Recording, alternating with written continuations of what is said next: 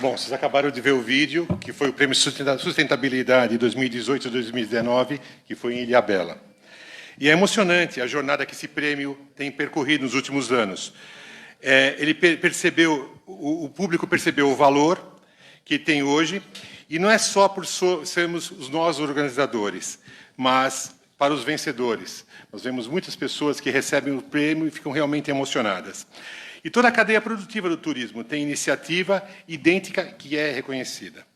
Desde 2012, nós já tivemos 430 iniciativas escritas, e foram 79 as premiadas, provenientes de todas as regiões do Brasil. Nesse ano, contamos com o apoio de jurados, vencedores, participantes de edições anteriores, e junto com o Cássio Aioc, que do time da Ponte a Ponte, tem nos ajudado a reestruturar o prêmio e fazer o prêmio ainda melhor. Essa empresa, a Ponte, é especializada em premiações socioambientais. Estamos redesenhando um prêmio e tentando posicioná-lo como o estado da arte do projeto de sustentabilidade. Essas são as mudanças significativas no processo seletivo, que está começando. Então, a partir de agora, todos os inscritos vão começar a dar os dados por fases. Cada fase que vai passando, eles vão dando mais informações até chegarmos aos finais. Gostaria de destacar a inclusão da mídia. Eu acho que para os profissionais de mídia é muito importante, que vai reconhecer as iniciativas dos profissionais no meio de comunicação e mostrando toda a parte de sustentabilidade. Os participantes que poderão se inscrever esse ano são associados Brastoa, agências de viagens, meios de hospedagens, parceiros e mídia. Os estudantes seguem participando, mas de um formato apenas com uma menção honrosa. O regulamento fica mais claro, objetivo e transparente e traz novos detalhes. As inscrições do prêmio poderão ser feitas a partir do dia 3 de julho a 8 de agosto. E os vencedores serão apresentados na convenção do Brastoa de 4 a 7 de novembro, em Canela. Com esse prêmio, que conta com a chancela da OMT, da ONU, do meio ambiente e do Ministério de Turismo, continuando unindo o setor e tornando o setor com iniciativas de sustentabilidade em suas dimensões sociais, ambientais e econômicas. Muito obrigado. Muito bem. Roberto, Malab, eu queria convidá-los já para sentar, porque afinal vocês estarão aí presentes no nosso próximo e primeiro painel. O turista que habita em mim. Roberto, eu vou deixar o microfone com você.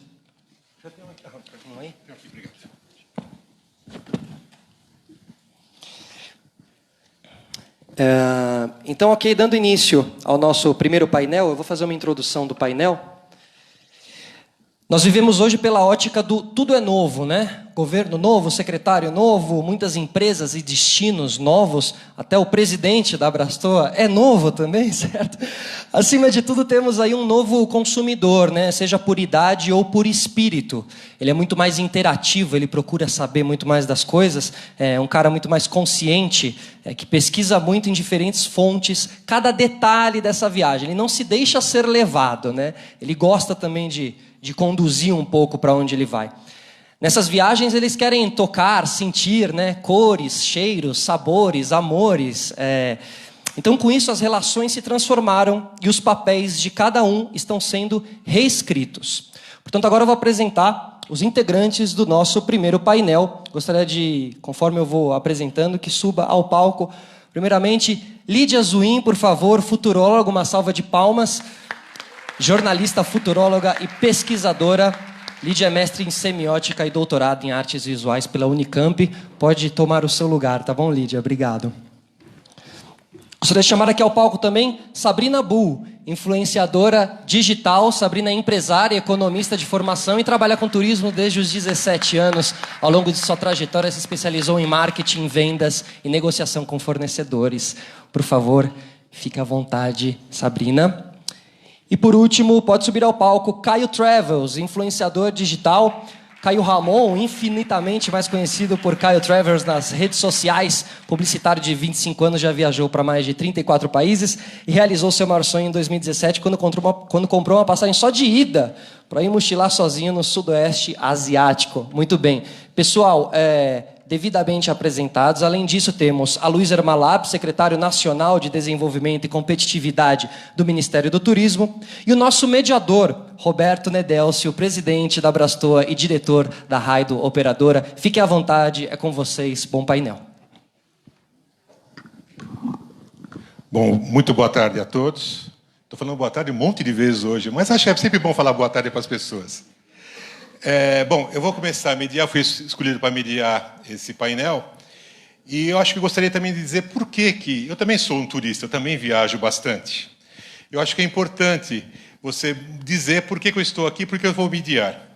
Bom, eu já estou no turismo faz um bom tempo, já viajei 77 países, tá? Conheço destinos totalmente diferenciados, já fui ao campo base do Everest, escalei o Kilimanjaro, fiz a Rota 66 de moto, conheço boa parte dos países da antiga União Soviética, conheço bastante o Brasil também, secretário, não é só fora também, conheço bastante lugares, então eu acho que cada vez mais eu sempre tentei procurar destinos diferentes, opções diferentes, viagens diferentes, que sempre pudessem me agregar valor.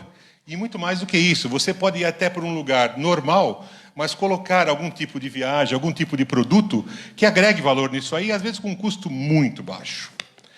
Então, eu gostaria já de começar, acho que cada um seria bom se apresentar, né? Então, vamos ser ladies first, ok? Claro, com certeza. Então, eu gostaria de chamar que a Lídia se apresentasse primeiro, por favor. Boa tarde, gente. Desculpa que eu estou meio sem voz, então se pifar, assim, peço desculpa já de antemão.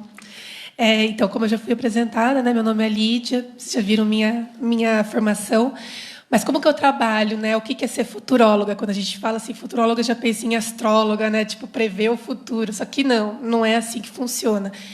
Na verdade, ser futurólogo ou trabalhar com futurologia é fazer pesquisa de tendências de comportamento do consumidor e tendências de inovação tecnológica.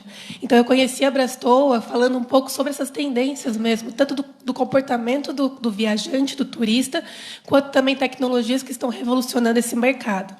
Recentemente, eu fiz uma pesquisa para a American Airlines e uma das grandes dificuldades que se tem, né, é a questão de, tipo, beleza, vou sair de férias, vou viajar, muito legal, mas para eu chegar na Tailândia, na Índia, como a gente estava conversando, vai ter que pegar um avião numa escala de pelo menos umas 10, 12 horas.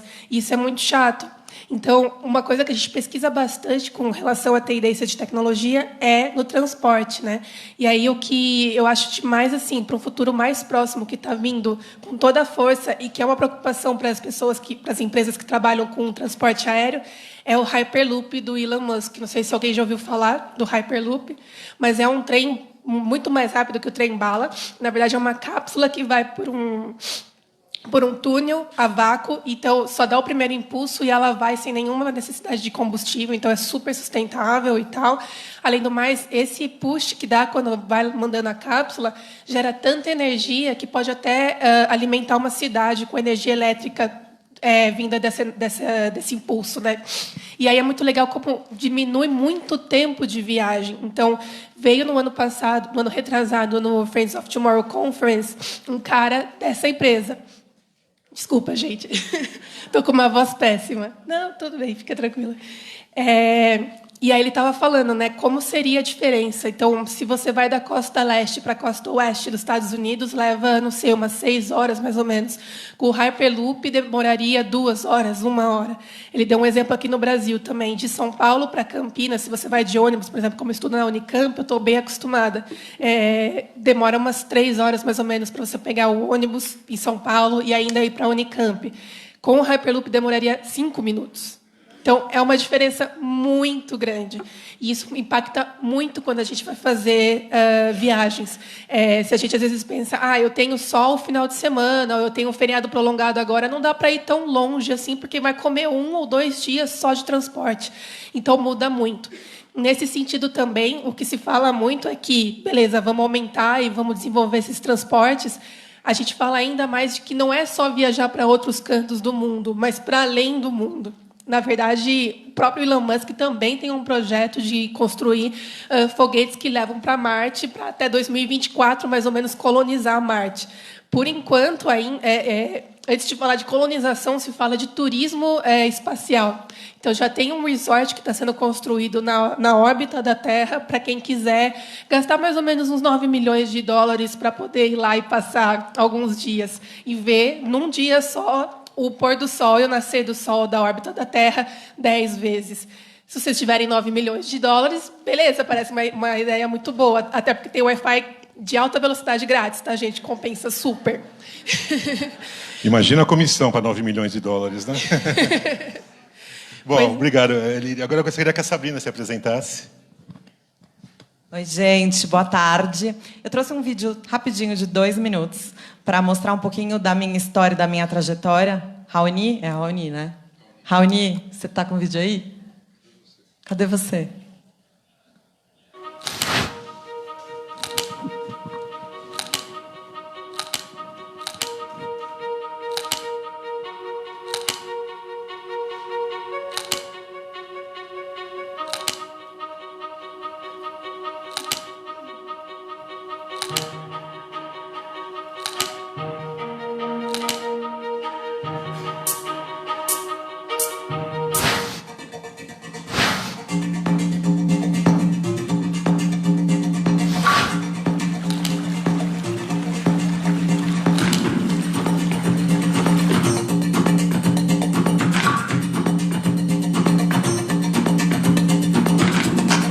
Coisa mais linda. Dá uma olhada.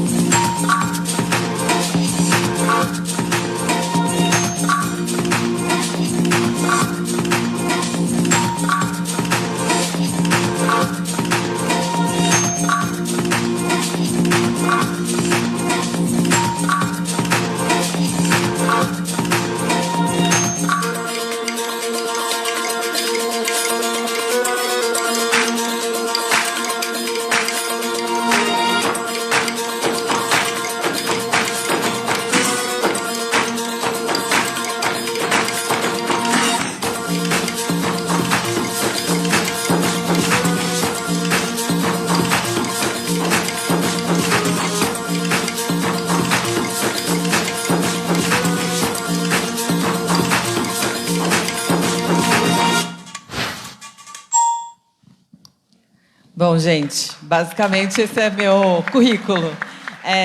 Eu só queria contar rapidinho por que eu comecei essa vida de influenciadora digital, né? Para quem não sabe, eu trabalhei em agência de turismo por 19 anos. E sim, minha família toda trabalha em turismo até hoje, menos a minha irmã. E eu sou uma apaixonada por viagens e por prestação de serviços desde sempre. E eu sempre digo que eu sou a pior cliente de uma agência de viagens ou de uma operadora, porque é muito difícil me atender. Por quê? Porque eu sentei atrás da cadeira por muito tempo. Então, eu passei por todos os departamentos e eu via, por muitos anos, várias famílias voltarem e comprarem aquela mesma viagem para o ano seguinte, só pelo motivo de se sentirem seguros. E daí eu ficava me questionando, mas por que eles estão voltando para aquele lugar, gastando essa fortuna? Muitas vezes, com aquele mesmo valor, eles poderiam fazer uma viagem, uma experiência única com a família. Será que é falta de informação? Será que é insegurança? Por que isso acontecia? E daí eu resolvi começar a compartilhar as minhas viagens, enquanto ainda trabalhava na agência, na internet. E a primeira viagem que eu compartilhei foi a Patagônia. Eu fui com os meus filhos para Ushuaia e para El Calafate. E foi uma viagem incrível, em família. E eu falei, deixa eu testar. Aí comecei. A cada 15 dias eu fazia um vídeo para o YouTube. Até um dado momento que começou a misturar um pouco o meu trabalho, Sabrina na empresa e Sabrina influenciadora. Eu negociava com fornecedores, né? Então, eu não podia dar minha opinião pessoal. Eu acredito que essa companhia aérea é melhor, vai para aquele destino, porque um ficava chateado, o outro também. Então, eu tive que escolher para onde eu vou, né? Eu continuo aqui nesse segmento ou eu vou para o novo? E aí eu resolvi para o novo, pensando que vocês, a grande maioria, que acredito que está sentada aqui na plateia hoje, agentes de viagem, operadoras, precisam desse conteúdo para continuar vendendo os destinos. Vocês precisam do nosso trabalho para justamente que o viajante consiga perder esse medo para desbravar o novo. Então, eu comecei a fazer as viagens, então, só dando um exemplo. Tá? Eu sou uma grande apaixonada, eu e Caio, que a gente estava falando antes, pela Amazônia. Eu voltei para a Amazônia várias vezes com os meus filhos e eu amo, assim, eu acho que é um destino que as pessoas não conhecem, as pessoas têm muito medo de ir por não entenderem a estrutura que vai estar lá para receber elas. E o Brasil tem muitos desses destinos, né? Então, eu comecei a divulgar não só destinos fora, como destinos aqui no Brasil, e sempre mostrando a experiência. Então, eu sempre falo que eu sou uma turista sensorial. Então, eu tenho que sentir aquilo. Então, eu fui para o Quênia, eu fui numa tribo Maasai com os meus filhos para ver como eles são criados, onde eles moram, como eles comem, onde eles dormem. Então, eu acredito muito na informação para o turista realmente deixar de ir só para aquele destino e conhecer o novo. Então, por isso que eu comecei a fazer o que eu gosto. E lógico, né? As pessoas falam, alguém te paga para fazer isso, né? Que as pessoas ficam se questionando, como é que você ganha dinheiro? Como, né? Acho que é a maior curiosidade das pessoas. Eu falo, gente, a gente hoje produz conteúdo não só para a gente, mas para a Secretaria de Turismo, para destinos, para outros países. Inclusive, adoraria fazer mais conteúdo para o Brasil. Já vou deixar o recado aqui, eu e Caio e eu. Para ajudar vocês a venderem mais os nossos destinos e os destinos fora, conforme cada agência de vocês. Então é isso, gente. Já me apresentei, falei muito, né? Obrigado. Eu acho que essas experiências são fantásticas. Você foi numa tribo Maasai. Uma vez eu fui visitar uma tribo de canibais na ilha de Bornéu. Eles estavam de dieta, não tinha problema, eles tinham virado vegetariano, tal, mas são as experiências bem interessantes que você pode viver pelo mundo. Malab, você pode se apresentar agora para a gente? Eu vou começar dizendo que eu sou geminiano, porque, vendo as duas dizendo aqui, eu falei assim, eu não sei por onde... Eu sofro de esquizofrenia assim, profissional. Ao longo dos anos eu fiz tanta coisa, ainda faço, mas eu vou me ater ao turismo. Nos últimos 2 anos, há 2 anos atrás, 2 anos e meio atrás, eu fui convidado a assumir... Eu sou um produtor independente, e fui convidado a assumir o turismo em Belo Horizonte. E relutei um pouquinho em trabalhar pela primeira vez que não nas minhas iniciativas, mas sempre fui muito crítico ao serviço público.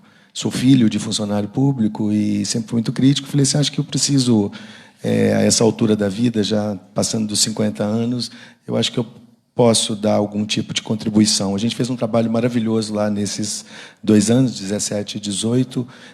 Conseguimos implementar um bocado de política pública de turismo. A cidade começou a respirar um pouco mais. É lógico que isso não faz parte só lá de Belo Horizonte, mas também nessa tendência de turismo que a gente está vivendo mais recente, nessa indústria limpa. E, recentemente, agora fui convidado a compor a equipe do ministro Marcelo Álvaro Antônio. Normalmente eu aceito essas coisas um pouco sem pensar, assim, ou não penso muito. Ainda hoje costumo tocar minha vida pelo cavalo arriado, e o cavalo arriado passa, eu monto e vou. Mas, enfim, então agora no Ministério, estou à frente da Secretaria de Desenvolvimento e Competitividade. Eu acho que pude escolher o lugar que, de alguma forma, eu queria dar uma contribuição. Lógico que eu ouço você, e vou te ouvir, Caio.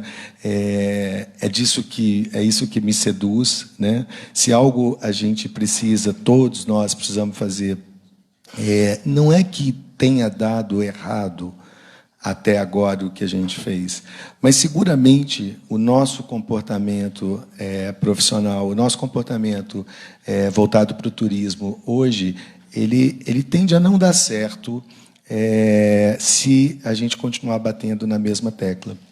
Então, isso nos traz, coloca todos numa condição muito de início, quase, por dizer, de que nós vamos ter que nos reinventar.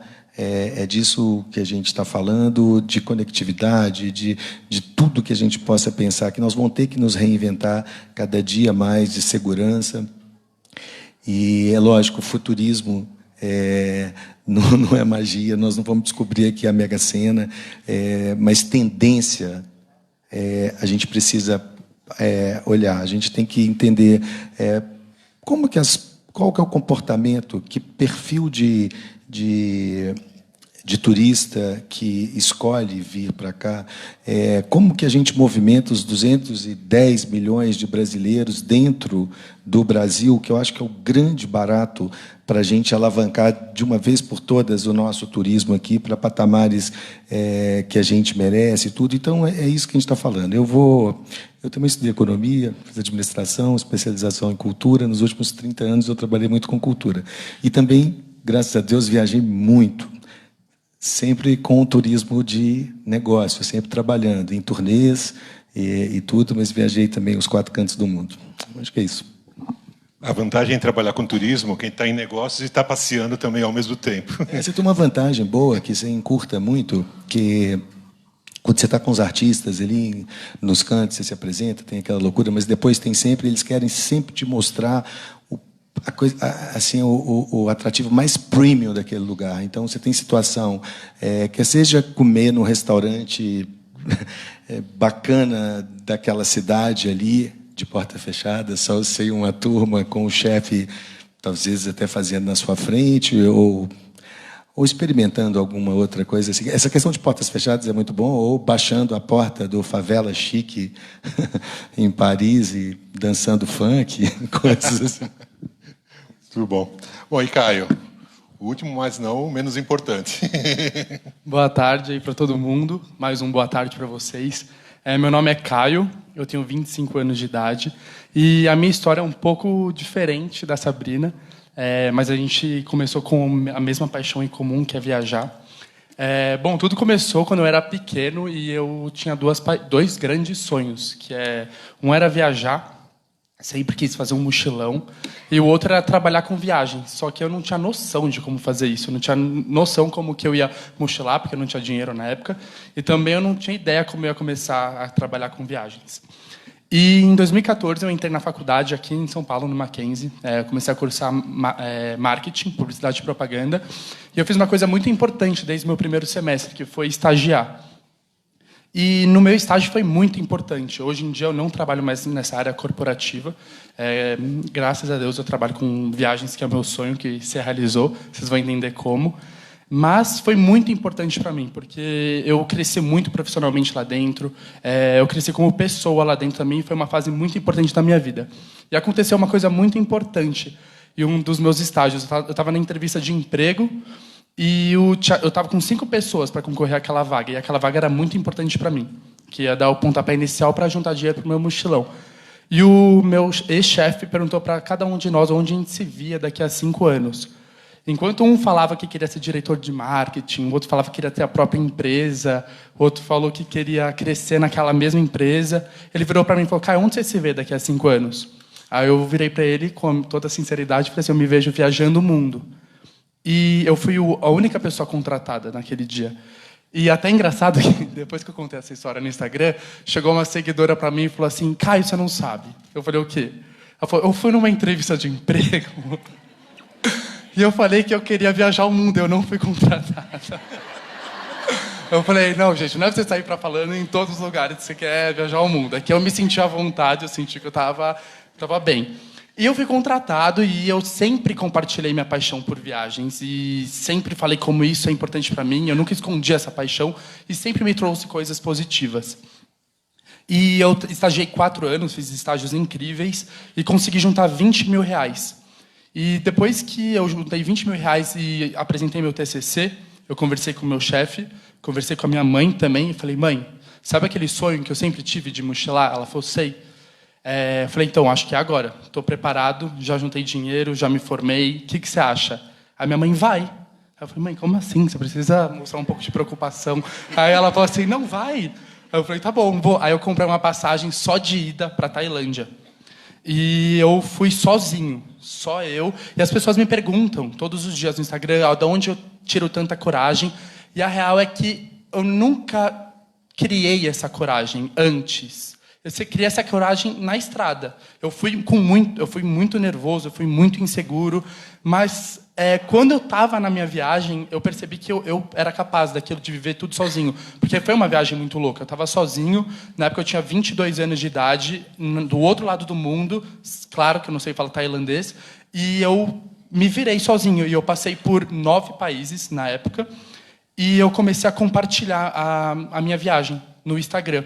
Quando eu fui, eu nunca tinha feito um stories na minha vida, que morria de vergonha, inclusive ainda tenho um pouco. Mas eu comecei a compartilhar as minhas dicas de viagem. Eu comecei a falar como que eu cheguei naquele lugar, o que eu gostei daquele lugar. Mostrei meus perrengues, mostrei que não é tudo mil maravilhas numa viagem. Depende. E comecei a mostrar a parte real de uma viagem e nunca deixei de ser eu mesmo. Não importa quantos seguidores eu tinha. Eu fui com 12 mil e, na época, eu voltei com 57 mil seguidores, em 7 meses. E eu nunca mais parei de voltar, nunca mais parei de viajar. E quando eu voltei para São Paulo e falei que eu estava aqui, depois de 7 meses viajando pelo Sudeste Asiático, a primeira empresa que entrou em contato comigo foi a Google. E eu vi que aquele meu sonho estava dando certo, que as empresas que eu admirava estavam entrando em contato comigo. E eu nunca mais parei de compartilhar dicas de viagem, que é uma coisa que eu amo fazer hoje em dia. Eu tenho prazer em compartilhar dicas de viagem. E hoje em dia eu tenho mais de 240 mil seguidores no Instagram. E cada dia cresce porque as pessoas têm curiosidade. Como ela falou, a gente mostra a gente mostra a realidade dos lugares. Às vezes elas enxergam que um lugar é tão impossível. Tipo, eu, por exemplo, eu passei 3 meses na Índia, agora no final do ano, de setembro a novembro, sozinho. 3 meses na Índia. E que para mim também era impossível. Só que eu fui lá, mostrei como fazer isso de certa forma, e as pessoas saem de lá admiradas. Elas me assistem com, sabe, as mensagens que eu recebo diariamente no Instagram de muito obrigado, sabe, Caio? Obrigado por você parar um tempinho e mostrar a sua viagem pra gente. Então, é um grande sonho isso que eu estou vivendo hoje em dia. E eu acho o mais louco dessa história toda é que quando eu fui seguir o meu grande sonho, que era fazer o mochilão, o meu outro grande sonho de trabalhar com viagens foi realizado. Que legal. E seu chefe, ele te contratou? Nunca mais falou com ele? Não, ele me manda mensagem e fala, Caio, eu estou impressionado quando você chegou. Ele fala, que bom que eu te dei aquele conselho. Muito legal. Bom, agora vamos começar com umas perguntas. Tá? O primeiro vai ser para o Malab. Tá bom? Malab, como o Brasil está buscando se reposicionar como destino de viagens? Então, a gente sempre fica atrás de uma receita, né? Nós vamos ter que adotar alguma coisa para acreditar. A primeira coisa que a gente tem feito, em termos de ministério, é quase que entender mesmo esse diagnóstico entre toda a regulamentação, tudo aquilo que a gente pode melhorar, tudo o que são as nossas dores atuais. A gente está vivendo tanto problema do ponto de vista de conectividade, especialmente o aéreo, né? Estamos agora com 3 companhias, isso é um problema. E não é um problema de uma solução tão rápida, apesar de a gente ter conseguido a vinda da Air Europa nesse curto espaço de tempo, rodar isso aqui internamente demora um ano e pouco e tudo. Então, conectividade é um norteador, quer seja aéreo, terrestre. A gente está estamos trabalhando um início de um programa, de um projeto que está intitulado como Descatraque Já, que é investir mais na conectividade rodoviária. Os nossos ônibus não são mais aqueles ônibus antigos e ruins. A gente tem ônibus de primeira linha, com boas poltronas, que podemos ter bons serviços, e o que a gente está propondo com isso é avançar. Existem alguns entraves na questão da legislação, mas a gente quer avançar com isso de poder colocar um turismo funcionando. Nós somos um país essencialmente rodoviário e toda a nossa distribuição é feita por rodovias, e com isso a gente consegue também, um outro norteador aí, que é a questão da segurança, infraestrutura e tudo, que para poder viabilizar. E o maior entrave da questão do turismo rodoviário, ele está na... Hoje, a gente, para sair de São Paulo e ir até Porto Alegre de ônibus, a gente faz um ponto a ponto. Eu não posso ter aqui uma rota, um circuito de transporte turístico, onde tenha serviços turísticos e que a gente possa descer e parar aqui e fazer um stopover em qualquer canto e tudo. Isso não é possível em função da reserva aí para a legislação de transporte que existe. A gente quer quebrar isso e viabilizar. Outro norteador muito forte é a inovação, né? Assim, o Brasil tem muitos dados disponíveis de tudo, mas a gente usa muito mal os nossos dados. Então, a gente está buscando convergir tudo nessa linha. A gente colocamos lá uma estrutura agora de inovação, e tudo nos interessa. A geração de dados que a gente tem é muito rica. Na parte de transporte e hotelaria, as fichas que a gente tem de hotelaria, por exemplo, aqueles dados eles têm uma linha ali muito voltada um pouco para a segurança, mas são dados que ainda ficam soltos e pouco utilizados. A gente está trabalhando na revisão dessas fichas, sem fugir do que é feito pelo mundo, mas que tipo de dados que eu posso gerar ali para cada dia mais conhecer o perfil do nosso turista, entender um pouco mais o seu comportamento. A gente sabe que cada dia mais a busca pela experiência, a busca pela localidade, a busca por conhecer o que se faz ali naquele destino e tudo, é o que mais tem sido procurado por todo o perfil de turismo.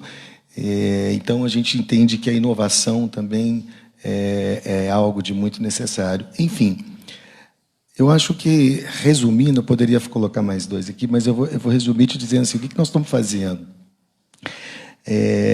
Tentando entender o que tem.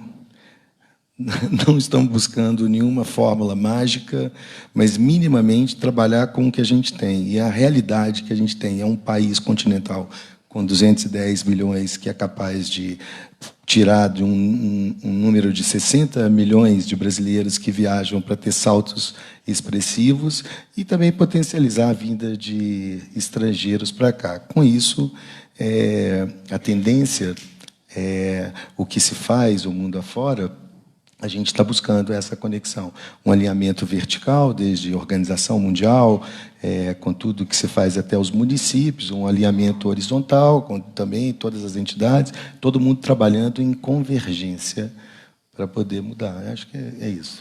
Eu acho que já em 5 meses que estão, já fizeram bastante coisa, acho que tem muita coisa para ser feita ainda, o que precisa da gente, nós podemos colaborar. Eu acho que um dos aspectos principais até que o presidente Bolsonaro tem ensinado é a parte de segurança e a imagem do Brasil que o Brasil tem no exterior. Nós temos que mudar isso e tentar colocar o turismo nacional, ou até o turismo interno, porque temos até problemas de segurança interna também, né? De um patamar que realmente merece para poder alavancar esse país maravilhoso que nós temos, que é o Brasil. Obrigado. Vou falar com a Sabrina. Sabrina, como a influenciadora digital pode ajudar os operadores e agentes de viagens? Bom, primeiro de tudo, eu acredito que tem que tirar esse paradigma de que o influenciador digital é um concorrente. Ele não é um concorrente. Ele se você souber utilizar e souber escolher o influenciador digital, ele pode agregar muito no trabalho de vocês. Então, tanto na produção de conteúdo, quanto nas vendas, a gente estava conversando, eu e o Caio, agora há pouco, ele faz várias expedições, e para fazer essas expedições, eu tenho certeza que ele precisa de agências e operadoras, porque ele não consegue fazer tudo sozinho. Ele só usa a ferramenta da imagem dele para vender essa viagem. E, lógico, ele vai junto, então as pessoas querem viajar junto com o Caio. Então, vocês têm que entender uma maneira de como potencializar o negócio de vocês utilizando o trabalho de um influenciador digital. Porque muitas vezes eu vejo que, é claro, existem aqueles que podem, sim, não ser concorrentes, mas para aquelas pessoas que gostam de fazer tudo online, tudo digital, existem, sim, ainda alguns blogs de viagem que têm os buscadores linkados e que, sim, eles fazem venda, mas existem influenciadores digitais, assim, como eu mesma, eu não vendo nada. Eu não sou uma concorrente. Aliás, hoje de manhã até falei, gente, eu não sou previsão do tempo, porque as pessoas mandam assim, Sabrina, vai estar sol em novembro, não sei aonde? Eu falo, gente, não sei. A água de Arraial do Cabo é gelada em julho? Também não sei, mas provavelmente sim. Então, assim, gelada. Não, na verdade, em março é gostoso. Eu fui em março. Então, assim, as pessoas muitas vezes buscam informação na gente. A minha resposta, por exemplo, é sempre: procure uma agência, fale com o operador, consulte o seu agente de viagens. Então, assim, entendam como utilizar o influenciador de viagem como uma ferramenta para potencializar as vendas de vocês, sabe? Se fizer uma ação estruturada, eu vou dar um exemplo. Eu fui para Saint-Martin mês passado, junto com o governo de Saint-Martin. Então, o governo de Saint-Martin me contratou para desenvolver um projeto. E, nesse projeto, o que eles queriam? Alavancar as vendas da ilha, porque a ilha foi destruída há 2 anos atrás com o furacão Irma. E a ilha está toda reconstruída. Então, eu levei mais 4 influenciadoras de diferentes segmentos. Então, uma de moda, uma de beleza, uma de sexo, eu de viagem e uma Miss Brasil. E aí a gente tinha... Como que é influenciadora de sexo, pelo amor de Deus? Quem que é? Gente, representante do Viagra? Gente, isso aí, vai. Não, é que, na verdade, assim... A Kátia Damasceno, não sei se vocês já ouviram falar, ela, inclusive, faz uma peça pelo Brasil falando sobre relacionamento. E ela fala sobre, enfim, sobre como conviver melhor com seu marido. Ela fala de várias coisas e é o maior canal de sexo no mundo. É um canal brasileiro. Olha como a gente, às vezes, nem sabe o que está acontecendo. Mas o objetivo disso, o que é? Atingir vários públicos de vários segmentos diferentes.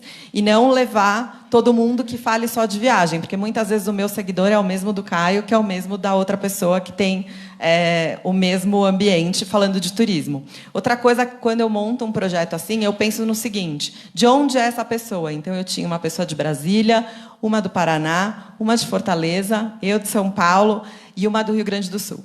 Então, cada uma de uma região diferente do Brasil para poder atingir públicos diferentes. Então, não pensem vocês que é a minha empresa, ninguém conhece, eu vou começar do zero. Primeiro, você começa fazendo um branding, né? As pessoas precisam conhecer o nome da sua empresa e confiar. Então, com esse projeto da Ilha de Saint-Martin, por exemplo, eu tive, sabe quantas agências de parceira? 0. Nenhuma. Nenhuma. E, olha, eu sou do meio de viagem, assim... É muito difícil, porque as pessoas acham que tudo hoje é só no retorno de investimento. Eu te pago uma comissão pelo... Gente, nosso trabalho custa caro. Produzir um vídeo é caro. Tirar foto é caro. Viajar é caro. Então, assim, a gente paga a conta de luz também, como todo mundo. Então, as agências têm que entender que, nesse meio tempo, o que a gente está fazendo? A gente está direcionando as pessoas não para a internet, mas elas estão voando. Então, isso acontece muito. Então, nesse caso, eles aumentaram a audiência deles, foram mais de 35 milhões de impressões em 4 dias de viagem. Então, ou seja, esse foi o público que a gente atingiu durante 4 dias em Saint-Martin. Então, é isso que a gente pode fazer. Mas, enfim, a gente tem que conversar mais depois, senão eu vou falar muito. Com certeza. Bom, deixa eu aproveitar agora com o Caio, já que estou falando de influenciadores. Caio, o turista e o viajante estão sabendo equilibrar o uso da tecnologia nas viagens? Eu não vou me estender muito nessa resposta.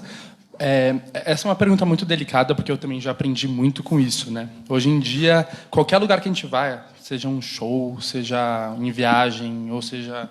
Qualquer lugar, todo mundo pega seu momento de ficar gravando no celular. E como tudo é muito novo para mim, eu também tenho aprendido muito com isso, sabe? Mas, primeiramente, acho muito importante a gente relembrar, e eu falar aqui, que cada um de nós aproveitamos viagens de maneira diferente. Às vezes eu vou em viagem, eu vejo gente desenhando um prédio. Às vezes eu vou em viagem e vejo a pessoa com o seu violão cantando sozinha. Às vezes eu vou em viagem e vejo pessoa andando sozinha, sem ninguém. E também tem pessoas que estão em viagem tirando foto, gravando conteúdo. E eu acho importante a gente lembrar que também, quando a gente vê as pessoas gravando conteúdo, com o celular na mão, com uma câmera na mão, pode ser prazeroso para a pessoa. E é prazeroso para mim. Quando eu começo a tirar foto, fazer meus stories, eu não estou fazendo isso por obrigação, eu faço isso por prazer. Porque eu gosto de criar conteúdo e gosto de dividir dicas de viagem para quem me assiste. Isso é um prazer para mim. Só que eu também aprendi muito com isso. Uma vez eu fui num lugar lindo, maravilhoso, que eu estava tão empolgado, era a época que meu Instagram estava bombando, assim, ganhando muito seguidor todos os dias. Eu gravei muito, tipo, tirei foto, gravei stories, sei lá o quê, e deu a hora de ir embora. E quando eu estava no ônibus, voltando para o meu hotel, eu não lembro onde eu estava indo, eu peguei meu celular e comecei a ver tudo que eu tinha gravado. E vi que eu tinha tirado milhões de fotos, tinha feito milhões de vídeos, e eu parei para pensar, cara, eu não aproveitei aquele lugar, sabe? Eu deixei de aproveitar única e exclusivamente para compartilhar isso com alguém. Então, eu estou falando isso para vocês porque eu também aprendo, eu também erro. E eu acho que hoje em dia o mais importante de tudo que eu tenho aprendido é ter o equilíbrio. Tem o meu momento, tem o momento de todo mundo que é para tirar foto, que quer gravar, quer fazer vídeo. Só que também, depois que eu penso assim, tá bom, já tirei foto, já gravei conteúdo, já fiz o que tem que fazer, cara, celular desligado no bolso e vou aproveitar o lugar. Então, eu acho que sim, as pessoas estão passando um pouco demais da conta, mas a gente precisa entender se isso é prazeroso para ela. Cada um faz o que quiser. Se a pessoa tem um imenso prazer de passar um lugar inteirinho gravando, cara, desde que ela não esteja fazendo mal para ninguém, ótimo. Se você está se divertindo com isso. Mas o meu maior conselho aqui, dica, seria equilíbrio. Eu acho importante, porque às vezes eu me pergunto, às vezes a pessoa filmando e tirando foto e não está aproveitando da viagem. Eu já fui um deles. Eu também já fiz isso, mas tudo bem, faz parte. Bom, agora eu queria conversar com a Lídia. Lídia, já falamos de tudo, de viagens, Brasil, internet, mídia, influenciador. Eu queria saber, já que você, como futuróloga, como seria uma viagem ideal para você? Olha, além de trabalhar com inovação tecnológica, eu sou uma turista bem específica. Não sei se vocês já viram um seriado no Netflix que chama Dark Tourism, ou Dark Tourist, que é tipo turismo macabro. Eu gosto de fazer essas coisas. Estou descobrindo cada coisa hoje. Influenciadora de sexo, turismo macabro. Hoje, para mim, está sendo muito... Então, eu gosto de ir para lugares bem diferentes. Assim, às vezes não tem pacote para isso. Então, tipo, ir para o cemitério, ir para, sei lá... Belo Horizonte tem. Tem, eu já fui. É maravilhoso. Visita no Bonfim à noite, no cemitério do Bonfim, não e é Noite, demais. não precisa ser à noite. Não, eu mas fui lá é à noite. Mas, enfim, é Visita um guiada. tipo de arte também, né? Inclusive, fiz um curso sobre arte cemiterial. Recentemente, a gente fez várias fotos no Cemitério da Consolação. Mas eu gosto muito disso, de procurar viagens que vão para lugares diferentes e não só, assim, para, tipo, sei lá... Por exemplo, a gente fala, como eu estudo arte, a gente fala muito da Mona Lisa, né? E para quem já foi para o Louvre, eu não fui ainda, mas... Fala que é muita fila para você ver aquele quadrinho lá. E, tipo, tem tanta coisa mais incrível para ver. Por exemplo, em Paris tem as catacumbas de Paris, por exemplo, que eu queria... Não, tô zoando. Mas eu gosto de coisas diferentes, assim. Então, e também aproveitar as questões tecnológicas. Eu acho que no Japão tem um... Eu ainda também não fui no Japão, mas no Japão tem muita coisa de tecnologia para ver. Hotel com robô, bares, restaurantes customizados, temáticos, assim. Tem um restaurante que é tipo de apocalipse zumbi e tal. Eu gosto dessas coisas, sabe? E aí, nunca tem pacote para isso. Recentemente, eu fui para o México, porque tem o Dia dos Mortos, né? O Halloween. E as pessoas vão para o cemitério para comemorar. Foi a primeira vez na história da companhia que atende geralmente as pessoas lá no México que fizeram um pacote para acompanhar as celebrações do Dia dos Mortos. Nunca tinham feito isso antes. E por que fizeram isso? Por causa do filme do James Bond, que aparece ele lá no meio da passeata do Dia dos Mortos. Também fui sozinha, me virei lá na República Tcheca? Não. Onde fica Praga mesmo? República Tcheca. República Tcheca, bem louca, boa em geografia. Tem perto de Praga uma cidadezinha que chama Kutna Hora, que ninguém vai, mas que tem uma catedral toda feita de ossos e de crânios humanos. Ninguém ia levar nenhum. Eu tive que me virar sozinha. Eles não falavam inglês lá muito na época. Já deixei de fazer viagem por causa disso também. Ainda não, mas ainda vou para a Romênia, no castelo da Drácula. Transilvânia lá. Ainda vou. Mas, assim, tirando essas questões mais macabras, que eu sei que não é todo mundo que gosta, tem coisas que são muito específicas, né? Às vezes você tem por exemplo, eu estava falando, eu não fui para a Tailândia em 2014 porque eu não achei nenhuma operadora que me dava um transporte para um templo, que eu não lembro agora se é Chiang Mai ou Chiang Rai, que fica o lugar, mas é o templo branco que ele tem dentro do altar, além de ter Buda, tem várias inscrições de cultura pop, Super-Homem, o Ninho do Matrix e tal.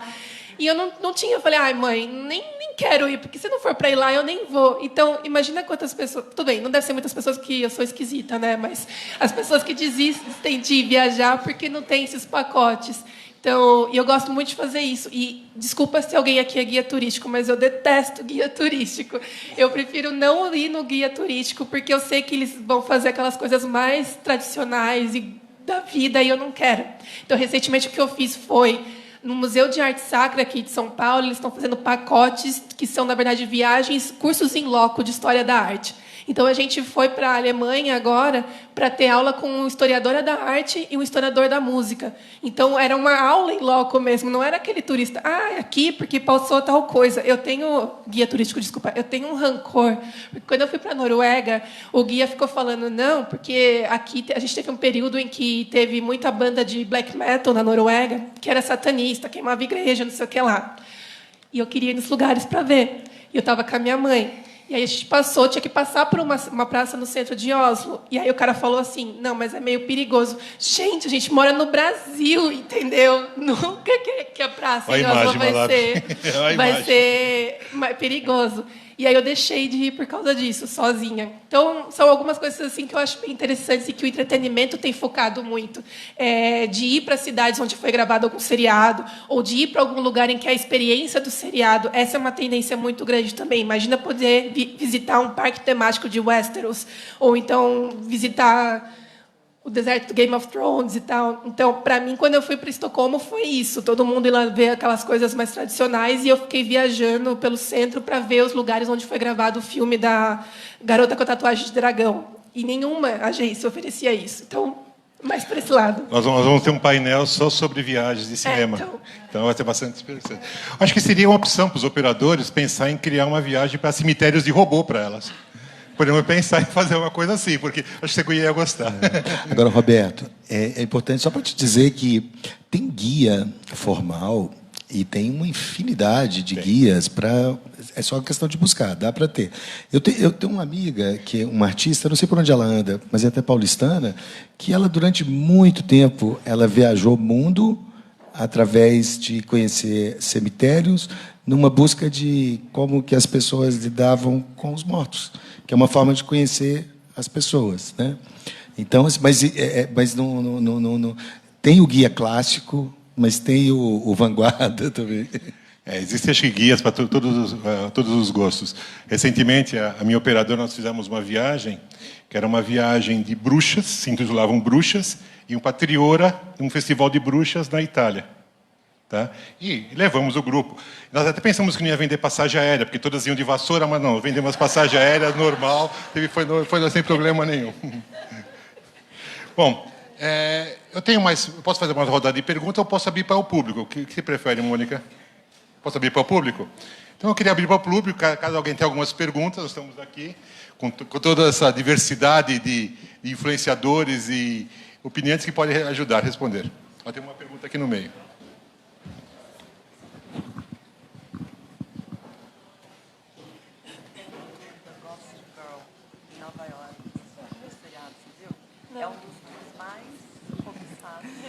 Boa tarde a todos. Meu nome é Regiane Oliveira. Eu sou turismóloga bacharel, agente de turismo. Só agradeço ao convite. Só a título de esclarecimento, a terminologia correta não é guia turístico, é guia de turismo. Ok? Eu falei aí, isso. obrigada. Tá, eu falei isso também, né? Eu acho que eu falei, mas eu sei disso. Só para título de esclarecimento. E aqui complementando também, nós temos tours, roteiros temáticos.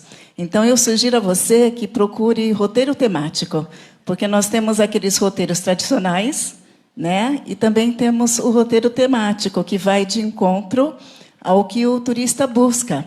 Então, nós temos agências especializadas em roteiros temáticos e temos guias também de turismo especializados em roteiros temáticos. Ok? Muito obrigada e boa tarde a todos. Com certeza. Mais uma pergunta aqui, ó. Oi, boa tarde. Eu sou a Caroline e eu sigo o Caio, eu sigo a Sabrina e minha pergunta é para o Caio. Caio, eu queria saber como que você faz para tentar se desvencilhar, assim, de mostrar a parte turística que todo mundo espera e mostrar o outro lado, como você falou, que é o diferente de cada destino. Você se prepara antes, você faz uma pesquisa, você contata o órgão de turismo. Como é que você se prepara para isso? Oi, tudo bem? Obrigado por me seguir. Então, eu acho que eu faço uma coisa que eu fiz desde o início, eu sempre vou continuar fazendo, me jogando totalmente na experiência, sabe? E não importa se eu já viajei muito com agente de viagem, já viajei muito sem planejamento, e não importa em qual lado que eu vou, eu sempre me jogo 100% na experiência, e eu não deixo de mostrar todas as realidades que eu vivo, sabe? Seja numa viagem super organizada, que acontece coisas que não estão planejadas, ou quando eu parto uma viagem de mochilão, por exemplo, e eu mostro que nem tudo, sabe, são flores, assim, também numa viagem, quando a gente parte decidido para viajar ao mundo. E eu recebo muitas mensagens de pessoas que me mandam mensagem falando assim, realmente, Caio, obrigado por mostrar esse lado, sabe? Obrigado por me mostrar que muitas pessoas que eu sigo, as pessoas falando, não mostrariam isso. Até mesmo você chegar numa praia que não é aquilo que todo mundo mostra, por questão de muitos filtros, ou por questão de mostrar só uma certa realidade, eu vou lá e mostro. Porque, querendo ou não, eu sou um influenciador digital, mas eu também sou um turista. Então, eu mostro as minhas frustrações, eu mostro os lados que eu gosto e também eu mostro o lado que eu não gosto. Eu respondi a sua pergunta? Como que eu busco? Não respondi nada da sua pergunta. Por influenciadores digitais também. Eu também sigo. Eu sou um e eu sigo. E eu me tornei um influenciador digital porque eu gosto deles, sabe? Eu me inspirei em muitos neles. E eu acho que os influenciadores digitais, os que eu sigo, pelo menos, falam tudo isso que eu falei antes, de mostrar a realidade. É o que eu gosto, sabe? De mostrar os perrengues, mostrar as partes boas, mostrar as partes ruins, mostrar a realidade. E, principalmente, eu busco as minhas viagens em pessoas que eu me sinto conectado, sabe? Que eu me sinto próximo à pessoa. Agora, espero que tenha ido.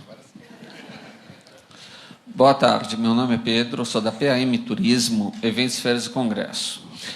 Antes de fazer a pergunta, uma colocação para a Lídia. Lídia, em Zagreb também tem a visitação a cemitério, em Óbidos também tem a Catedral de Ossos, em Portugal.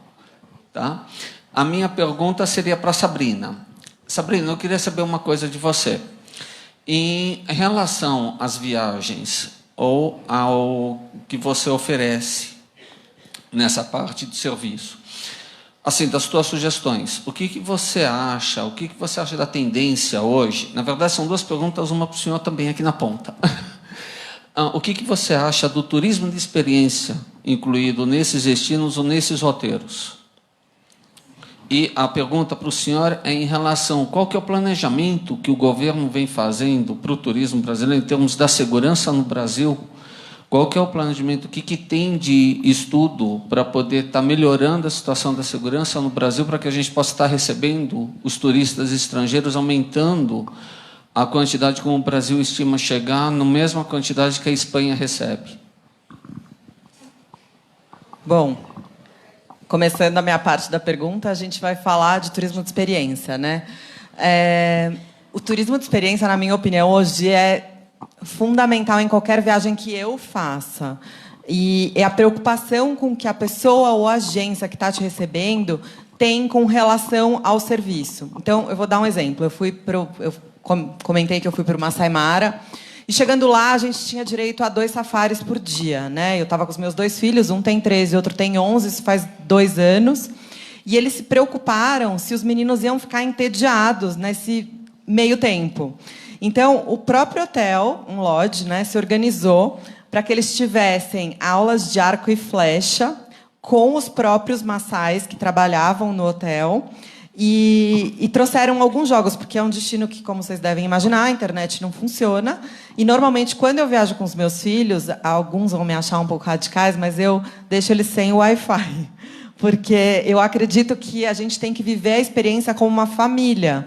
Então, quando eu levo eles para destinos como a África, ou a gente foi para as Maldivas, agora em julho a gente vai fazer a trilha de Machu Picchu, eu quero que eles se conectem não só com o destino, como comigo, ou com o pai, dependendo da viagem, né? Porque às vezes a gente viaja os 4, às vezes a gente viaja só nós 3. Então, eu penso que a experiência não é só o que o destino está te proporcionando, mas sim a experiência que eles vão gravar na memória para o resto da vida. Então, fazer uma trilha no meio da Amazônia com eles, o meu filho menor tinha 4 anos quando eu fui a primeira vez com eles. E ele andou 5 quilômetros. E, assim, nas paradas, o nosso guia, ele pegou o urucum, ele pintou os meninos, ele pegou um cipó, ele pendurou os meninos. Então, são coisas que eles não vão esquecer nunca mais na vida. Eles falam disso sempre. E eu já tive mães da escola me ligando e falando: como assim você foi para o meio da floresta amazônica com eles e ele tinha 4 anos? Eu falei: gente, mas o que vocês imaginam que é a Amazônia? Como que vocês acham que eles recebem as crianças? Então, a experiência é fundamental, mas é um todo. Não só a experiência do destino, como a experiência da família, que é o meu caso, né? Muitas vezes eu viajo sozinha também, mas nesse caso da família. Agora é o senhor. Então, você citou, no final, a Espanha. A Espanha recebe 3 vezes a sua população de turista por ano. E a segurança, já te respondendo, é um problema estrutural nosso, né? Então, assim, primeira coisa, como que a gente está pensando? A tecnologia é dos pilares disso. E posso te dar exemplo. Agora, no Carnaval, em Salvador, eles fizeram reconhecimento facial. Implementaram isso no Carnaval. E tiveram êxito na ação, mas um especial demonstra muito uma possibilidade de investir na questão da segurança. Eles reconheceram um assassino lá que estava sendo procurado e tudo. Ele estava fantasiado, passando por um daqueles controles, aqueles acessos de controle na rua, e foi reconhecido, abordado e preso. Isso é uma forma. Outras formas que a gente precisa pensar, assim, mas são tantas coisas que a gente pode fazer que precisamos trabalhar alinhado. Nós, do Ministério do Turismo, nessa gestão, a gente criou uma secretaria de integração. Essa secretaria de integração, ela lida com todas as pastas, que não só a segurança, mas a infraestrutura. Aliás, que a segurança também não é só isso, né? A parte de infraestrutura também diz respeito à segurança. Tem uma infinidade, se a gente for falar de segurança aqui, a gente pode falar uma infinidade de coisas. E essa pasta, essa secretaria de integração, ela lida diretamente com essas, para potencializar as nossas propostas ou desenvolver alguma coisa com todas as outras pastas frente a essa organização de Brasil, para a gente poder mudar essa imagem. E que é curioso isso, né? Que é o nosso soft power, né? Assim, qual que é a imagem de Brasil que a gente tem, que é aquilo que você estava dizendo sobre questão de segurança. Realmente a gente precisa mudar. Nós temos uma preocupação muito grande de que a gente seja, que as pessoas pensem em Brasil de forma diferente. Existem várias coisas, mas uma delas é a segurança. Lá fora, as pessoas têm um certo temor mesmo sobre tudo o que é vendido desses problemas nossos. E isso também, a gente é culpado por isso também, porque a gente promove muita coisa aqui. Tem uma infinidade de lugares do mundo que tem problemas também, que tem problemas de violência, que tem problemas de tudo, mas a gente internamente vende muito isso. Então, Nós somos um país que investimos horrores nos últimos tempos em promover bunda, praia, violência, e isso a gente precisa mudar a cabeça disso, assim. Agora, quem dera, se a gente conseguisse trazer 3 vezes a nossa população para cá, a gente seguramente vai ser uma das maiores potências do mundo, sabe? Então, assim, vamos lá, a gente tem só 6 milhões e meio, 6,6 milhões de estrangeiros vindo. Nós temos uma meta ousada de chegar a 2022 dobrando isso aí. Tem muita coisa que está sendo feita nesse sentido. Mas a melhor mesmo é pensar na gente. A gente precisa de segurança em todos os sentidos. Nós temos que melhorar a qualidade de vida nossa. A gente tem que trabalhar. E aí tem muitas questões, e até mesmo a parte de educação, a parte de uma série de coisas, a parte de distribuição de renda. É um problema mais complexo, né? Mas a parte do turismo a gente está fazendo. Eu acho que realmente é uma coisa bem complexa, vai demorar bastante tempo para a gente resolver isso, né? Vamos por etapa, né? Porque também se pensar que não tem jeito, aí Eu recentemente estive até em Minneapolis, nos Estados Unidos, um lugar seguro, mas tinha uma placa, olha, não passe dessa zona que é zona de perigo. Então, quer dizer, não é só o Brasil que tem problema, outros países também têm. Quem vai aqui ao South by Southwest, por exemplo, é a coisa mais comum da gente estar lá e falar, ixi, tem ameaça de bomba aqui, faz não sei o quê, terrorismo ali não sei onde. Tem outras coisas que a gente não tem, mas não é isso que a gente tem que espelhar, não. Eu acho que a gente tem que... olha, tem uma coisa que existem as áreas que reverberam mais na questão da insegurança. Eu acho que isso pode ser uma estratégia também. Vamos falar assim, o Rio de Janeiro. Onde que bomba mesmo o negócio ali? Na Zona Sul, entendeu? Então, não é excludente, não. Não é não pensar no outro, não. Mas a gente tem que, pelo menos, dar um pouco mais de segurança naquela área de onde transitam os estrangeiros e tudo, para começar a mudar essa imagem lá fora, né? E aí, uma das coisas que eu posso dizer que foram feitas recentemente, a gente tem uma delegacia especial no Rio de Janeiro, mas aqui também tem. No Rio de Janeiro é uma delegacia especial para turista, né? Turista estrangeiro, inclusive. O que é bom isso? Porque imagina um estrangeiro que ele tem um problema e perdeu o passaporte ou qualquer coisa, ele cai numa delegacia comum. A gente sabe muito bem o que a gente vê dentro das delegacias, né? Assim, como que chega, nego. Então, assim, pelo menos ele tem ali uma sala, ele tem gente que fala o idioma, que trata diferente, para que ele também não fique com aquela péssima imagem. Tem pequenas coisas que a gente vai fazendo e até grandes ações. Ok. Temos tempo para mais uma pergunta. Então, a última pergunta, por favor. Eu sou Dimara Veronese, sou viajante, apaixonada por viagens. E, em função dessa paixão pelos lugares, eu fundei uma empresa que se chama Ampliando Horizontes. São viagens pensadas para pessoas cegas. Os meus roteiros são sensoriais, no sentido mais amplo da palavra, como eu vivo uma viagem, como eu percebo uma viagem a partir do olhar do outro, ou com o toque. Então, nesse sentido, a gente sabe que nós, brasileiros, o nosso maior patrimônio é a receptividade, né? Tão bem que nós recebemos as pessoas, e essas iniciativas do Ministério de Turismo, de isenção de vistos, para trazer mais estrangeiros para cá. A minha pergunta é, em relação ao turismo, ao turista interno, as pessoas com deficiência, que nós temos hoje no Brasil, 45 milhões de pessoas com alguma deficiência, isso é censo de 2010. Então, eu gostaria de saber quais são as iniciativas do Ministério de Turismo, pensando nesse público, que, como foi compartilhado aqui, tantos saberes, tantos conhecimentos, qual é a minha experiência com alguém que tem, por característica, ser diferente de mim, né? Eu acho que os influenciadores digitais também, com tantas viagens de experiência, como é viajar com uma pessoa cega, como é viajar com cadeirante, como é viajar com surdo, nós temos que pensar no turismo para todos. A viagem é para todos. Pode ser você. Eu só queria falar que o próximo painel vai ser justamente sobre esse assunto. Tá? Mas você pode responder à vontade. Olha, eu te falar assim, não tem...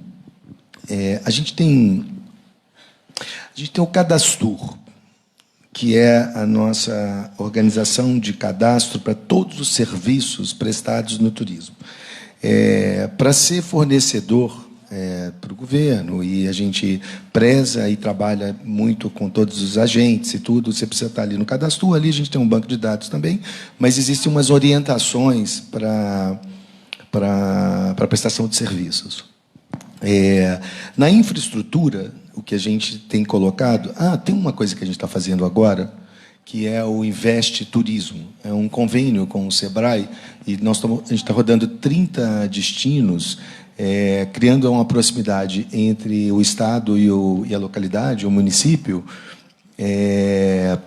fazendo um mapeamento e toda a acessibilidade, essas coisas, isso faz parte também. Quais são as rotas prioritárias de investimento para uma construção de uma nova imagem de Brasil? Aquelas que contemplam esses pré-requisitos, onde a acessibilidade está presente. Então, para nós, o que a gente preza, promove, estimula... Aliás, ela que falou ali sobre um equívoco de chamar o guia, nós também, que você, no caso, cometeu também, porque a gente não fala cego também, né? Deficiente visual, tem isso também, né? Que assim não pode chamar, assim, tem acorrentes. Mas, no caso do deficiente também, a gente trabalha na parte de infraestrutura, buscando especialmente nos destinos, nas rotas estratégicas, criar todo esse ambiente de acessibilidade. Então, assim, não tem um projeto único, não. Tem sempre essa atenção para todos os projetos e programas que a gente está estimulando, que seja pensado. Eu vou puxar sardinha para a minha cidade, mais uma vez, Belo Horizonte. A gente lá tinha uma preocupação muito grande, e continua tendo, mas, por exemplo, tem uma coisa bacana, no caso até do atendimento ao cadeirante. Um hotel de uma grande rede, em Belo Horizonte, tem o melhor serviço de cadeirante.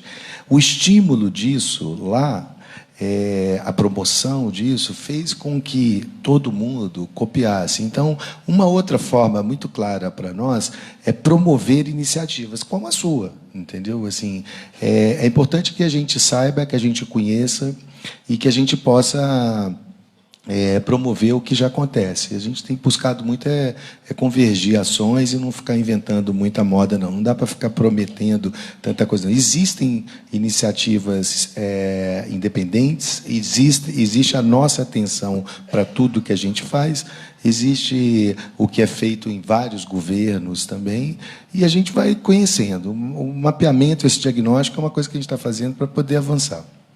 Bom, Malabi, eu queria agradecer a sua presença, da Lídia, da Sabrina, do Caio. Eu acho que esse painel foi bastante amplo para mostrar o turista que habita em mim. Eu acho que nós tentamos mostrar um pouquinho da diversidade que nós podemos oferecer e todas as opções que tem. Então, logo após vai ter vários painéis. Eu queria agradecer. Muito obrigado a todos.